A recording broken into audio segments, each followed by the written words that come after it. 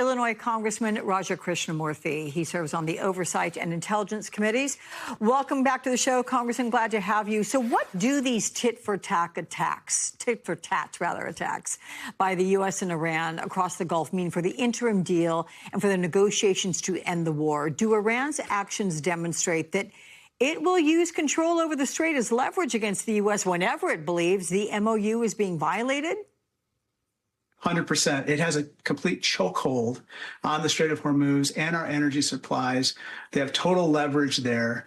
And that is perhaps the biggest cost of this whole conflict, which obviously you and I and others are paying at the gas pump.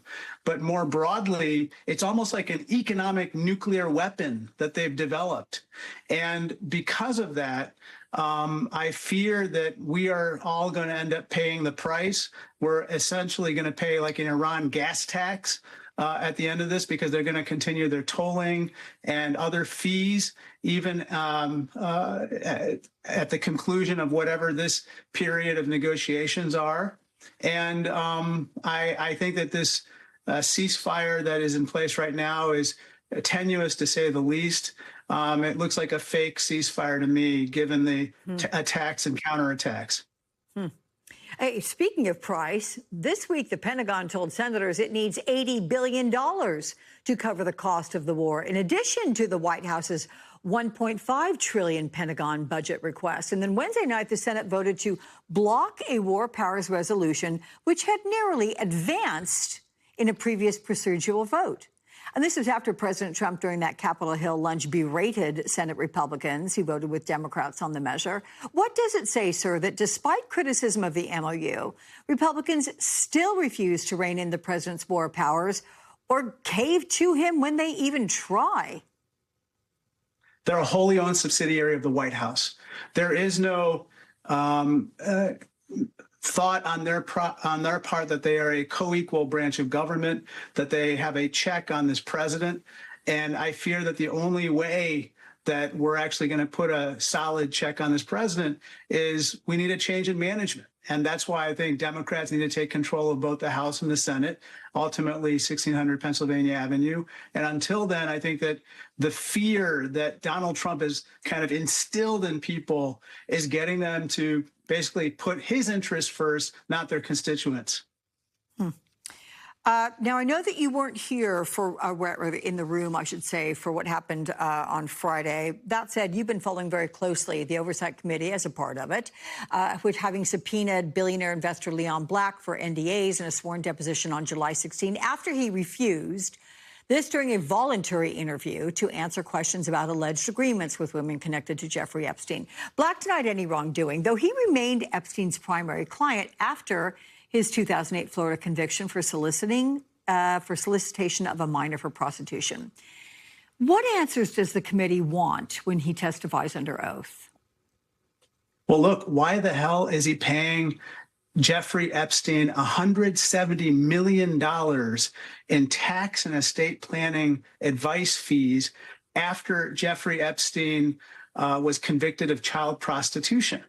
It's laughable on its face. It sounds like a totally bogus pretext for payments for other purposes. In addition to that, there are numerous allegations of him being involved in sexual harassment, him receiving massages facilitated by Epstein, him paying more than $62 million to the Virgin Islands when they were investigating Epstein and the sex trafficking ring. And so he has a lot of explaining to do. He is kind of at the center of what I believe to be the follow the money issue, which is why is he paying so much money for all this advice, so to speak, from Jeffrey Epstein when it appears to be pretextual? Yeah, you've got a lot of whys, and hey, what's that about? Certainly to ask. So a federal judge on Thursday ordered the Justice Department to either release unredacted versions of several Epstein files or explain why it can't do so following a lawsuit accusing acting Attorney General Todd Blanche of improperly redacting documents. Now, the DOJ maintains the plaintiff in the case should pursue the documents through the Freedom of Information Act and that the redactions protect victims' identities. But what are the documents in question? And is this a significant development in compelling the administration to release all the files? I believe so. Katie Fang was the plaintiff in that particular case, and she rightly pointed out that there are numerous documents that have been released where, victims or survivors are unredacted in terms of their names, but the perpetrators are redacted. And by the way, this is all part of what I believe to be a concerted cover-up architected by Todd Blanche. And that's yet another reason why he has no business being the Attorney General of the United States, for which he's been nominated by Trump. But going back to your question, I believe that there's a significant development. I think it's going to force the Justice Department to have to answer at least two questions. One, why the 3 million pages of documents that they still retain that are responsive under the Epstein Files Transparency Act have not been disclosed. And secondly, why there are so many crazy redactions within the documents that prevent us from knowing who these perpetrators are. Again, there are more than 1,000 victims and survivors, then girls, now middle-aged women who've yet to receive a single measure of justice after being abused as part of this ghastly sex trafficking ring. And for their sake, they need transparency. And so this lawsuit is important in furthering that. Yeah, I'm just going to note that Katie Fang is a former esteemed colleague and very good friend. So duly noted on that. Let me ask you, sir, with regard to the FISA, I think we were going to ask you about the FISA because it happened during your first week.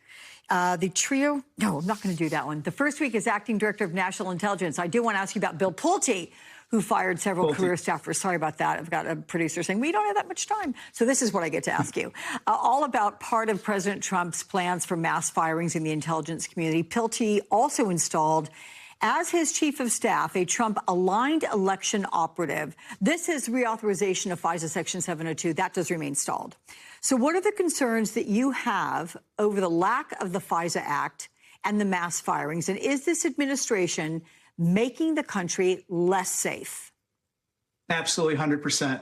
Look, FISA is a very important tool, and there were negotiations to try to improve, the act to reflect the concerns that many of us have with regard to the collection of potentially American information as part of using that tool by our intelligence community. However, if Pulte remains the acting director of national intelligence and he has these apparatchiks from the Republican National Committee helping to run the DNI, there's no way FISA is going to be reauthorized. And on top of that, we're probably going to put additional restrictions on their funding.